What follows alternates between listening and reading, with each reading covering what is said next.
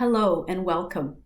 My name is Doan, and I'm an associate professor in the Faculty of Education and Social Work at Thompson University. It's my pleasure to be with you today, and I'm looking forward to sharing with you some research that I've been doing on peer mentoring for early childhood educators in British Columbia. This talk is part of a research series that has been put on by Thompson University. And typically these research talks have been taking place in the community in face-to-face forums. However, given our current circumstances with the pandemic, we've had to move these talks into an online type of community. It'll be no surprise to you then to realize that I'm coming to you from my living room. So welcome to my home. As we begin, I would like to acknowledge the land that we're on. So this land is part of the unceded and ancestral homelands of the Tecumseh te Secwepemc within Secwepemc Ulu, and it is my pleasure to be here today. So I've been doing research with early childhood educators from across British Columbia for the last 8 years. And I was really drawn to research when I came across a startling statistic out of ECEBC. ECEBC is the Early Childhood Educators of British Columbia, and they are the professional association representing early childhood educators. This statistic is that we lose up to 50% of beginning early childhood educators in the first 5 years of work. Now, as someone who's been teaching in the post-secondary system for 20 years, I was really curious to know what's actually happening out in the field once educators graduate and are certified and begin working. Before I get into the research on peer mentoring, I would like to acknowledge our current circumstances. In this current pandemic, we see that across Canada, elementary, secondary, and post-secondary schools have been closed. Face-to-face instruction has ceased, and instead, educators are setting up online methods for both instruction as well as connection. Additionally, many of us are now working from home, while others find themselves without work. With people practicing physical distancing, so many of us are now trying to figure out how to use programs such as Zoom, BlueJeans, Facebook, Messenger, etc., as a means to connect with both those near to us and far away. My hope is that within this talk, you will be able to have a few takeaways, some ideas that you can use in your day-to-day lives. So I do hope that you'll stay with me. Now that we have acknowledged this pandemic, I really want to ask that question, what does this mean for early childhood educators? In March, we saw that nearly every province and territory closed all early learning programs and instead operated emergency childcare for essential workers. But the BC government has called early childhood educators part of what is called essential service workers and has not ordered the closure of childcare programs despite calls to do so by ECEBC, the Provincial Association for Early Childhood Educators. For those early childhood educators who may have already been feeling undervalued, unappreciated, how are they feeling now? And judging by the number of posts that I've seen on Facebook after this was announced, many educators were shocked to find themselves considered essential.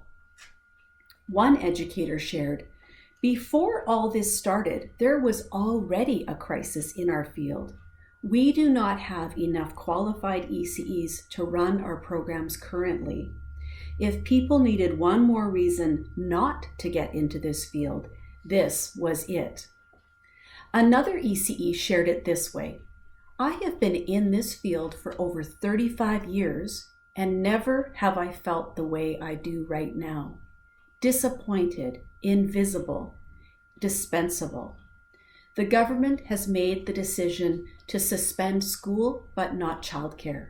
This tells me that the government still does not recognize childcare workers as educators."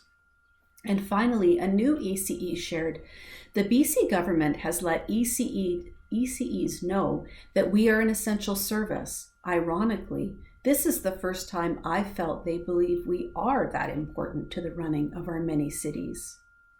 Since this time, many programs have chosen to close, while others remain open with lower numbers of children. However, there are still concerns about ensuring everyone's safety, given that physical distancing is impossible within an early learning program.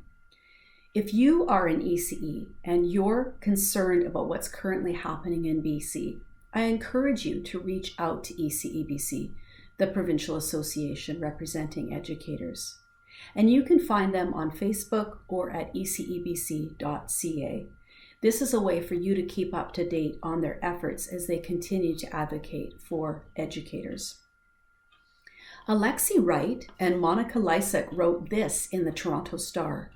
Even as their role in fighting the pandemic has become clear, childcare workers remain an afterthought. Minister of Education Stephen Lecce and Toronto Mayor John Tory were careful to praise the heroic efforts of our essential workers and thank the civil servants working overtime to open the new emergency childcare centers. But neither of their statements thanked the childcare workers who will staff these centers. Maybe this time, when the pandemic is behind us, we will remember the contribution that childcare workers are making at great personal risk to themselves and their families, and we will treat them and the childcare system as something else, as essential.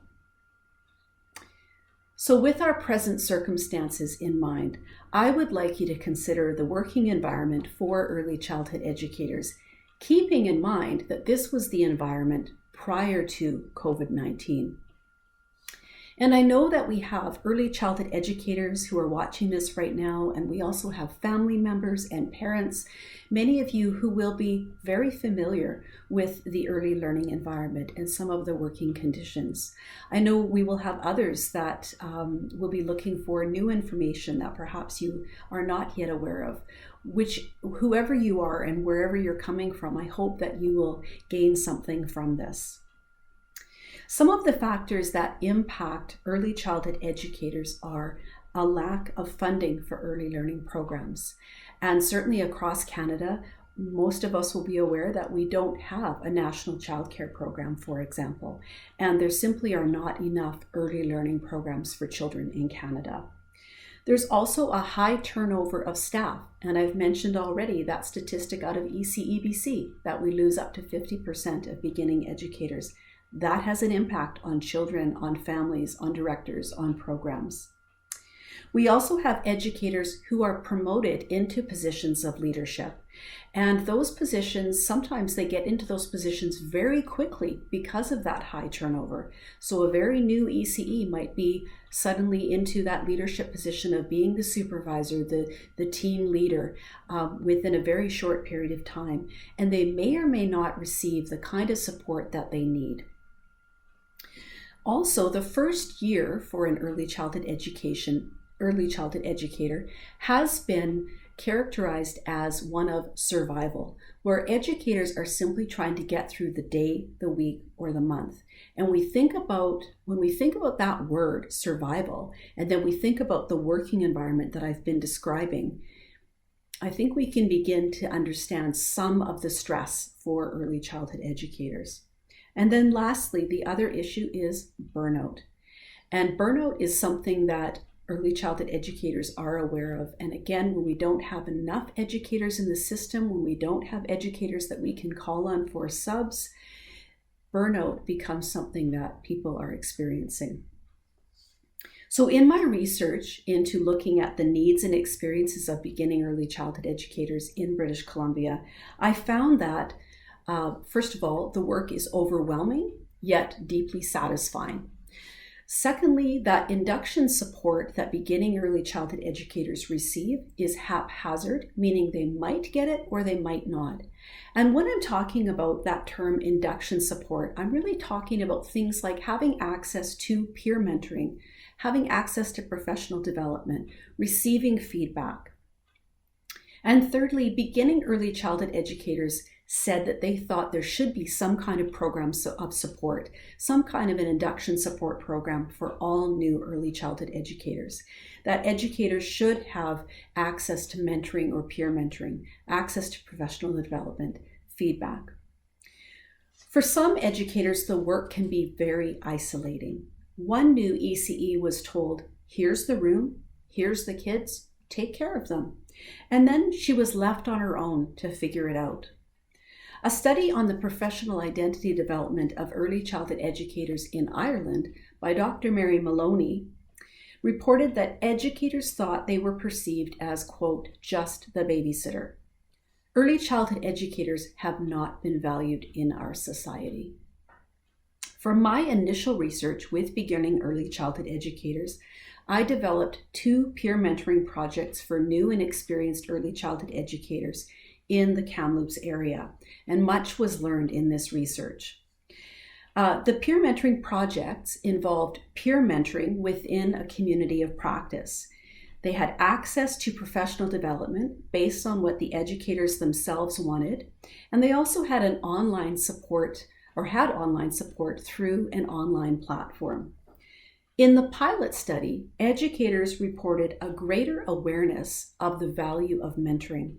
Additionally, the educators were more aware of their own ability to both be a mentor as well as to receive mentoring. They felt a greater connection to the early childhood education community, realizing that they had more people in their professional circle than they had initially realized. And they also learned new skills and gained knowledge through professional development that was responsive to their needs. Well, last summer, I was able to expand this peer mentoring project through funding from the provincial government through West Coast Childcare Resource Centre. I collaborated with the Provincial Association representing early childhood educators in BC, and I utilized the existing structure that they had through their 19 local branches. This has proven to be really positive as it enabled me to work with early childhood educators who were knowledgeable about some of the local issues facing early childhood educators and who were also connected to the local community. With our 20 facilitators, we were able to set up 17 communities of practice within 17 different communities across BC. We had up to close to 200 early childhood educators taking part in this peer mentoring project. And the project itself involved educators being partnered together as peer mentors. So we were really trying to partner both new early childhood educators with experienced educators. And there was a real recognition that both have value, both have insights, both have things to share. The peer mentors had the opportunity to meet together weekly, and they could do this in a variety of ways, face-to-face, online through a lot of different types of programs, as well as through telephone. In addition, each community of practice with 12 early childhood educators and a facilitator met face-to-face once a month for a time of learning, connecting, and professional development based on what the educators themselves wanted. And the idea behind a community of practice is that educators can learn from each other. There is expertise within the group, and each person has value and voice. In addition, each group had access to a private online space where participants could pose questions and have discussions. This peer mentoring project really only finished a month ago, and while we continue to be involved in data analysis, I'm really happy to share some of the results, along with some of the quotes that we have received from the ECE mentors. Firstly, educators shared a lot about the benefits of peer mentoring. One educator said, "We discussed that we both definitely felt that one of the benefits of the peer mentorship project is that we feel we have made a new friend. We're not simply just peers, but we both feel we've made a lifelong friend. Somehow we've connected with each other on both a personal and professional level, a like-minded kindred spirit." Another educator said, "I loved it when one of my peers said, 'We are here for you.' That was a gift of opening and connection to all of us. I am here to support you and help you find whatever you need. Just give me a call." Secondly, we found that the peer mentoring project was a safe place to share about the challenges in the ECE field, including burnout due to work-life balance, financial issues such as wages, and the lack of early childhood educators, which creates a burden for those needing time off for things like vacation or sick days. One educator said, "A huge topic that popped up already was self-care and burnout. I was surprised after only being in the field for 1 year that this was already a topic my partner wanted to chat about, and it made me question why." Another educator, "We talked about how it can be frustrating. It was expressed that we felt there needs to be a shift in society's perception on how it views early care and learning." Another educator, "I'm educated and experienced, and I work full-time. And as a woman, why is it okay that I'm at the poverty level?" Another educator, "We spoke about how often in our field we are nurturers, but often when we ourselves are not well or we need to take a day off for our own well-being, we feel guilt, or we go in because there are no subs, or it forces our coworkers to work longer hours. But we recognize we are human and cannot fill our roles if our own cup is empty. But why is that guilt still there? Also, why is it hard for us to say no? By not saying no, it takes away our own ability to rebound and gain energy. Our field often subsidizes the programs we work in by doing housekeeping jobs such as newsletters, getting materials, and that's done on our own time with no monetary return. How can this change? Educators also talked about the connection, the collaboration, as well as the emotional and psychological support, and how that brought refreshment and relief. One educator shared, "I felt that we really became a close circle of women." Another educator, "When another educator listens, I feel validated and supported." And another educator, "I felt a great sense of connection to the profession and to my peers. I needed that as a newbie." In addition, educators talked about the importance of having both time as well as a safe space for connecting, for sharing their stories. One educator said, "We kind of created a safe environment. I think that we both share our vulnerability, throughout our day and our daily practice. And then having that space to bounce some ideas was very supportive for me."